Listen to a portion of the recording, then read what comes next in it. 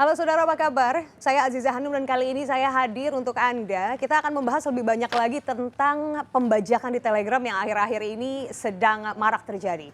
Telegram ini kan merupakan platform terenkripsi dan juga terdesentralisasi sehingga memang sulit ataupun susah begitu untuk melacak dan juga menindaklanjuti pelaku pembajakan. Para pelaku ini akhirnya memanfaatkan fitur anonimitas sampai belibet ya saya, karena memang banyak istilah-istilah yang mungkin Anda baru pernah dengar gitu ya. Tapi tidak apa-apa, kita akan belajar bersama karena ini penting sekali untuk diketahui dan untuk membagikan konten-konten bajakan kepada jutaan pengikutnya ini juga supaya bisa menghindari batasan hukum dan tentu saja apalagi kalau bukan untuk meraup keuntungan dari distribusi ilegal materi berhak cipta. Dan untuk itu kita akan membahas lebih jauh soal ini bersama dengan para narasumber saya yang sudah hadir di studio. Yang pertama saya akan perkenalkan ada Pak Direktur Jenderal Aptika Kominfo, Pak Samuel Abrijani Panggerapan. Pak Sam, apa kabar? Baik, terima kasih. Baik, terima kasih. Dan di sebelahnya ada yang cantik sekali pada hari ini, Naura Ayu, artis muda kita. Dan juga di sini ada Direktur Penyelidikan dan Penyelesaian Sengketa DJKI, ada Bapak Anom Wibowo. Pak Anom, apa kabar Pak? Baik, alhamdulillah. Oke, kita akan langsung mulai aja bicara tentang apa yang sedang terjadi belakangan hari ini. Saya ke Pak Sam terlebih dahulu. Pak Sam, ini kan pembajakan di Telegram bahkan sudah diberikan SP3 untuk Telegram begitu ya, Pak. Udah mentok sekali begitu. Tapi kita pengen tahu update-nya apa saja begitu, Pak. Dan kenapa mereka nggak mau nanggepin sampai saat ini? Jadi bukan tidak mau nanggep, mereka terakhir itu kami sudah panggil dan sudah bertemu dengan kami. Nah sekarang ini kan sudah dikirimkan SP2-nya ya, jadi SP3 itu langsung ditutup, SP2 jadi sebenarnya sudah dikirim. Oke. Ya, SP2 sudah dan mereka menanggapi.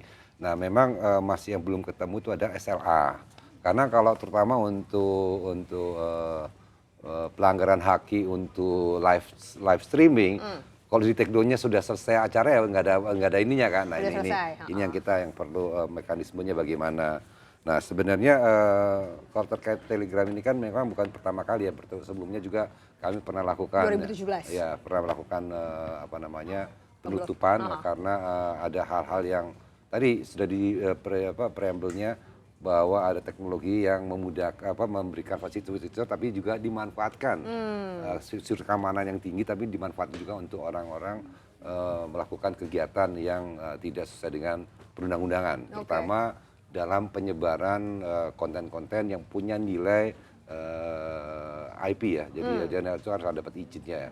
Karena kan kalau kita bicara perlindungan IP ya nanti Pak Anum akan mengupasnya lebih dalam, tapi justru di era ekonomi digital ini perlindungan itulah sangat dibutuhkan karena disitulah kita membangun ekonomi digital. Karena ekonomi digital itu pasti berhubungan dengan IP, baik itu tadi hak siar ataupun dia punya IP-IP yang lain dan juga termasuk produk-produk barang nantinya ke depannya. Jadi itu pasti akan ke sana. Nah ini harus kita tegakkan dan kita tidak pandang bulu siapapun. Makanya kita kasih peringatan kalau mereka tidak indahkan ya nggak apa-apa, jangan berbisnis di Indonesia. Oke, tutup lagi untuk kedua kalinya gitu ya Pak ya. Pak, tapi bicara tentang 2017 lalu itu apa akhirnya yang membuat Telegram akhirnya ditutup dan apakah possibility itu akan terjadi kembali di kasus kali ini?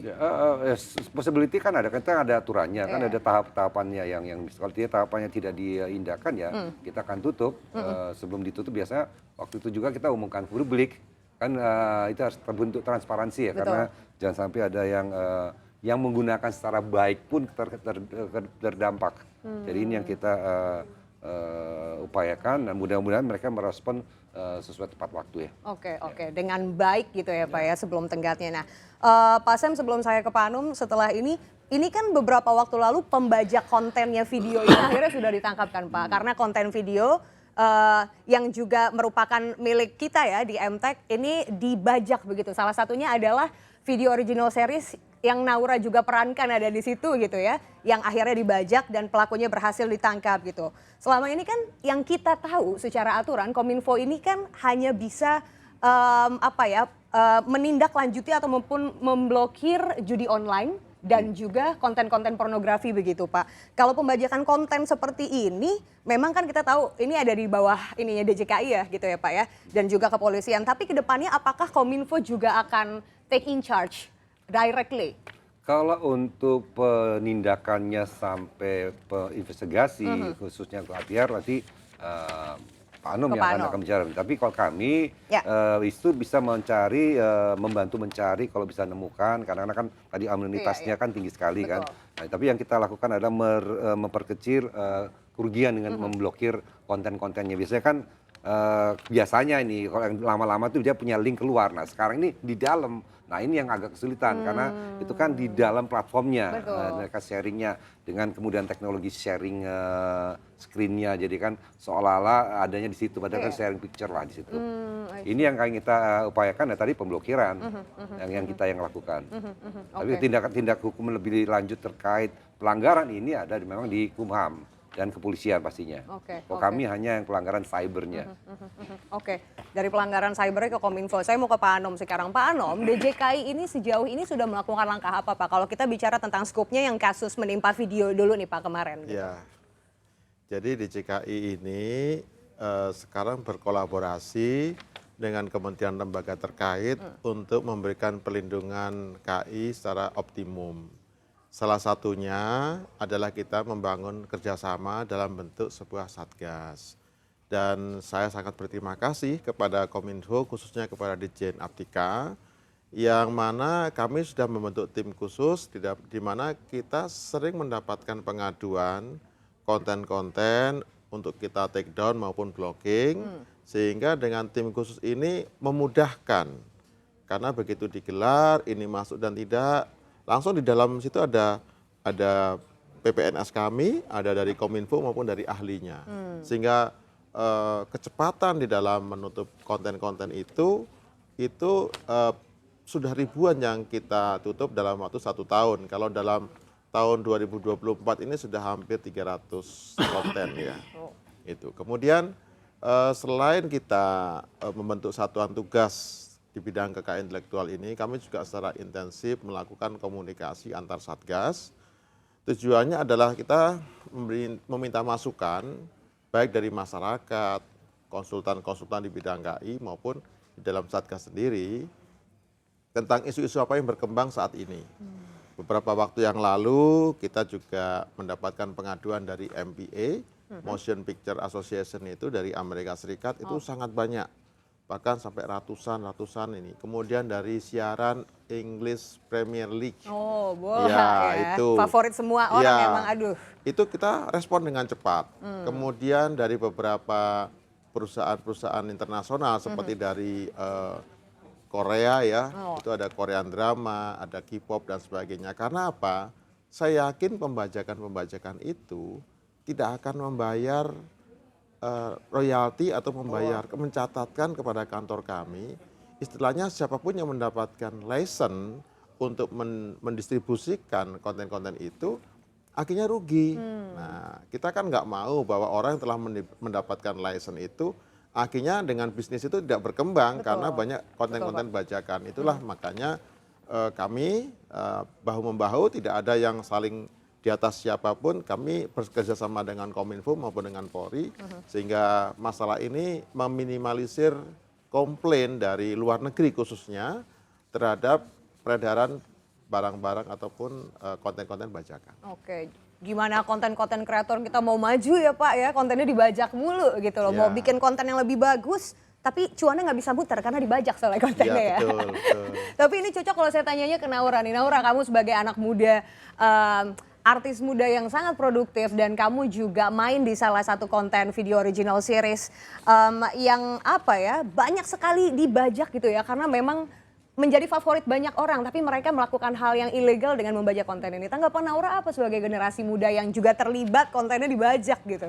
Menurut aku pasti aku kecewa banget karena aku udah 4 kali syuting bersama video, dan Minor Girl itu adalah udah 3 season, Ya. terus Santri Pilihan Bunda 1 season, dan yang sebenarnya bikin aku sedih itu karena yang bekerja keras sama syuting, sama proses reading juga sampai penayangan itu kan nggak cuman aku, nggak cuman pemain-pemain doang, tapi juga semua kru yang hari-harinya tuh waktu tidur dipakai untuk bekerja. Jadi itu yang sangat disayangkan, dan aku sangat kecewa sebagai mungkin anak muda. Aku ngerasa masih banyak hal yang bisa aku bantu untuk memberhentikan aksi pembajakan ini. Nah, penasaran, ini pasti movementnya keren banget. Apa Naura dan juga teman-teman sudah melakukan movement untuk bisa melakukan pencegahan dengan keberadaan konten-konten bajakan ini? Pastinya kalau dari aku dan teman-teman yang lain, khususnya dari cast-cast series aku, kita selalu membuat awareness untuk stop pembajakan. Karena kan yang dirugikan gak cuma kita doang, Ya. pasti untuk video juga, untuk screenplay juga. Dan karena ini merugikan banyak pihak, jadi udah gak ada alasan lagi untuk mengelak aksi tersebut. Cuman aku merasa emang kita harus terus-terus kasih awareness, kasih kesadaran juga. Dan itu harus ada dari kesadaran para pembajak masing-masing dan orang-orang yang nonton dari bajakan sih. Karena nanti dari Telegram ke TikTok kemana-mana, jadi aku sangat kecewa sih. Karena jadi habit ya. Bahkan sekarang nih Pak, trennya kalau misalnya kita buka sosial media gitu atau TikTok, suka ada potongan-potongan atau teaser-teaser film yang memang bikin kita jadi nonton filmnya nantinya. Tapi itu kan udah pembajakan ya. Karena bukan konten promonya gitu loh. Selama ini Kominfo punya temuan-temuan apa sih Pak? Apalagi ini kan industri kreatif kita terancam loh keberadaannya dengan mereka nih. Ya kalau kami terutama terkait pelanggaran intellectual property right ini ya, itu memang harus dari pemilik license-nya. Kami tidak bisa bertindak gitu. Makanya kalau prosesnya itu biasanya lewat ke tempatnya Pak Anom, lalu Pak Anom ke saya. Nah, kalau sudah teridentifikasi, oh ini memang dia pemilik right-nya, itu bisa kita percepatan nanti. Tapi pasti semuanya terinfokan lah dalam pelaksanaannya. Tapi memang kita nggak bisa cari secara mandiri, kita kan nggak tahu siapa yang memiliki hakinya, bukan Punya beda IP-nya. beda dengan pornografi ataupun ini kan sudah langsung melanggar. Itu sih. Nah, kalau bagi saya sebenarnya dengan dibangunnya ekosistem digital yang cukup baik di Indonesia, sekarang tidak ada alasan untuk menonton secara bajakan karena it's affordable sekali, ya kan gitu kan. Dan itu banyak pilihannya, itu yang kita harapkan. Karena kalau itu sampai terjadi karena di era sekarang kita itu bisa jadi penonton tapi juga bisa jadi kreator. Coba kebayangkan konten-konten kita juga dibajak. Dan itu padahal itu ada nilai ekonomisnya. Nah ini yang kita tadi juga ditekankan, ingin melakukan awareness kepada masyarakat penting sekali. Ini sudah mulai. Tapi kalau saya lihat memang sekarang udah mulai naik, tapi masih ada ya orang yang merasa bangga melihat barang bajakan. Nah, itu sudah ketinggalan zaman gitu loh. Itu 2024 gitu ya Pak Sam masih aja gitu bang. Ke laut aja kan gitu. Kan biasanya karena memang tadi ekosistemnya pemain sudah banyak dan itu sudah affordable. Beda dengan zaman saya itu memang masih jarang dan harus langganannya langsung keluar dan itu biayanya juga mahal. Sekarang sudah mulai bisa dijangkau dan bisa ada pilihan lagi, banyak sekali pilihannya. Oke, kalau nggak kita sewa DVD zaman dulu ya Pak ya, kalau nggak mampu beli sendiri. Oke, saya mau ke Pak Anom. Pak Anom, mungkin ini masyarakat perlu juga diedukasi gitu Pak. Seperti apa sih caranya ngedaftarin karya intelektual, if someday karya kita dibajak, kita tahu harus ngapain?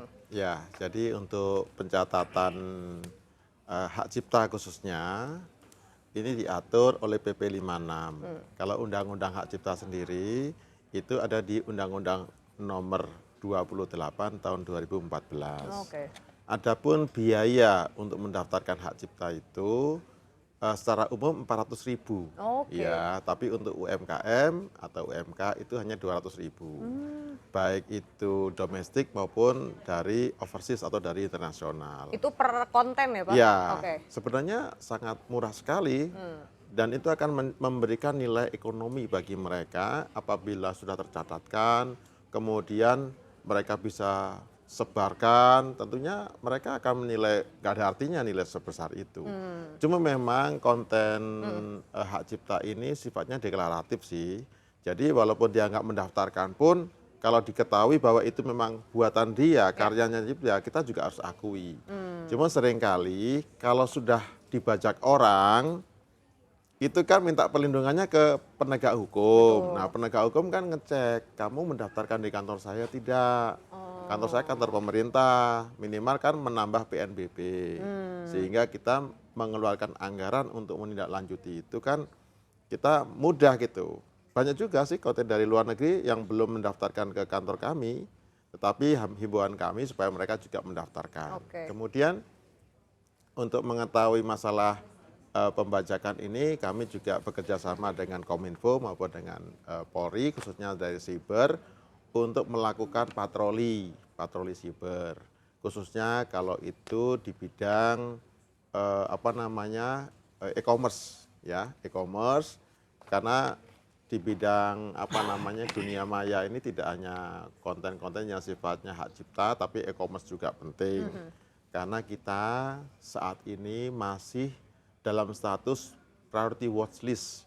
Itu ada sebuah organisasi dari di bawah White House yang memantau negara-negara mana yang masih ramah dengan barang bajakan, kemudian barang-barang palsu. Kita dipantau banget berarti, Kita Pak? dipantau Wow. dan sejak sudah lama dari tahun 2009 kita masih di priority watch list sampai sekarang.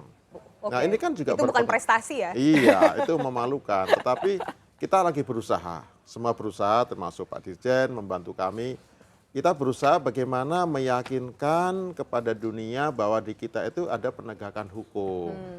Nah, walaupun konsep daripada keluar dari priority watch itu tidak hanya hukum, termasuk regulasinya juga diatur dan sebagainya. Tapi kita meyakinkan kepada mereka dengan beberapa kali pengungkapan kasus yang bisa sampai internasional itu.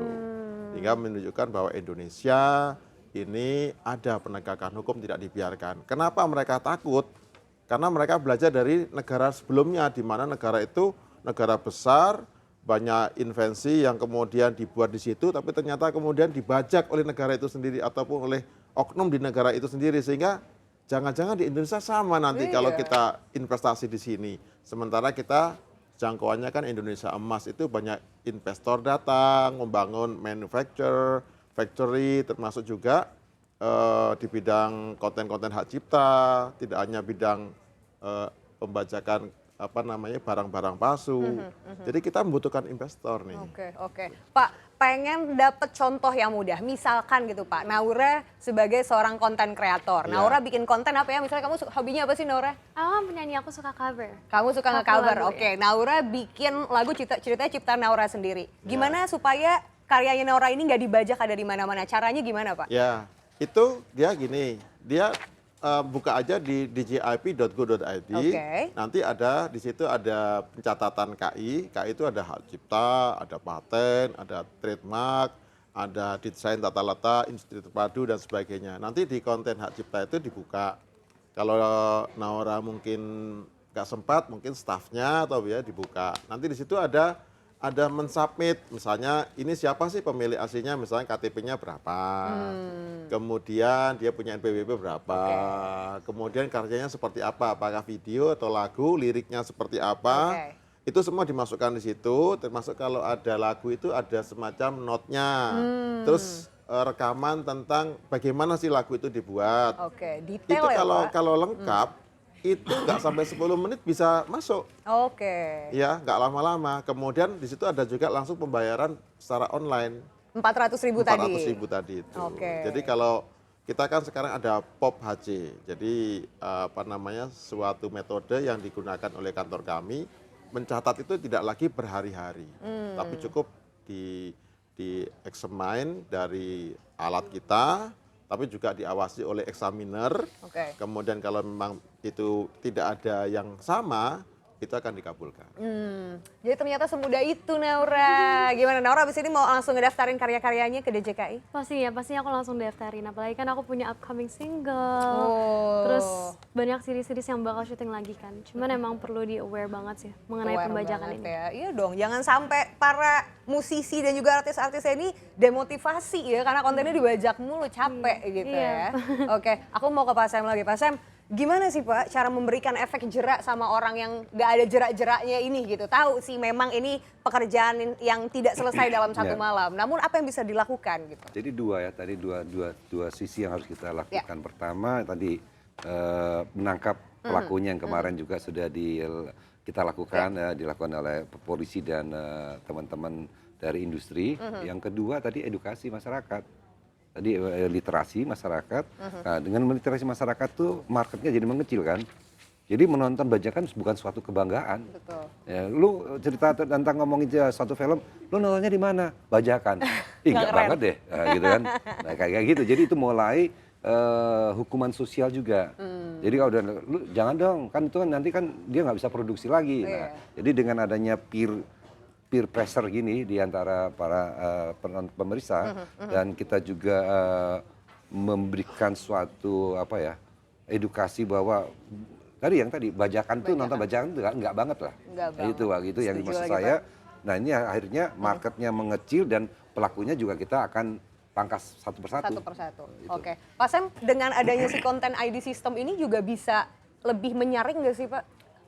Ya itu memang ada di kawan kan bisa ada watermark segala macam Iya. ya tentu ada mekanismenya bagaimana konten ID itu mungkin juga nanti suatu teknologi yang bisa barunya hanya bisa dibuka kalau jadi di-encrypt sebenarnya. Iya. Ya dia Ada dibuka kalau enkripsi, ada decryptnya mamanya. Jadi tapi ya di luar sana juga pasti ada lah orang-orang yang punya niatan jahat untuk membukanya. Jadi ya tadi ya kita tangkap pelakunya satu persatu, tapi kita edukasi bersama pengguna-pengguna kita atau masyarakat Indonesia.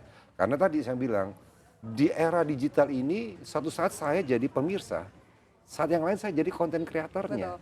Terus bagaimana kalau saya tidak dihargai dalam membuat satu konten kreator? Ini kan ini tadi ngomong filmnya ya, ada lagu. Bagaimana kan sekarang kan sudah konten kreator kan macam banyak, gitu kan? Padahal itu ada nilai ekonomisnya. Ngebayang nggak kalau itu diambil oleh orang-orang yang tidak bertanggung jawab. Nah ini yang kita ingin tumbuhkan bahwa penting sekali menghargai karya orang lain. Karena pastinya jika kita dalam era digital, kita juga akan berkarya di sana. Iya dong, Nah, itu dia. banget setuju banget Pak. Naura apa sih yang sekiranya bisa mengedukasi dan memberikan efek jera untuk para orang-orang yang masih punya niat untuk membajak konten-konten orang lain? Kalau buat aku sih pastinya seperti aku tadi bilang, awareness itu paling mudah yang bisa dilakukan sama semua orang. Dan menurut aku juga aku harus ambil aksi yang cukup serius. I have to take a very serious action about this. Karena ini sangat merugikan banyak pihak. Kami sebagai pemain film, pemain series, dan juga penyanyi. Dan aku rasa benar semua content creator juga akan merasa terugikan. Jadi menurut aku mengajak teman-teman yang juga mempunyai space, yang mempunyai viewers, punya fans juga untuk membagikan awareness yang sama seperti aku. Karena aku nggak bisa ngelakuin ini sendiri. Oke, very good point. Bapak, Pak Anom, mungkin kita akan masuk ke closing statement. Apa sih Pak kira-kira yang bisa dilakukan sama masyarakat deh? Karena kita yang ada di sekitaran orang-orang yang masih hobi nonton bajakan atau mungkin salah satu orang yang pernah melakukan pembajakan gitu. Apa pesannya untuk semua orang-orang ini Pak? Ya memang pembajakan itu dipengaruhi oleh demand ya. Demand karena orang ingin selalu mendapatkan gratis, murah dan sebagainya. Nah di sini perlu juga edukasi yang tadi dibilang oleh Pak Dirjen. Kemudian kami juga penegakan hukum juga penting.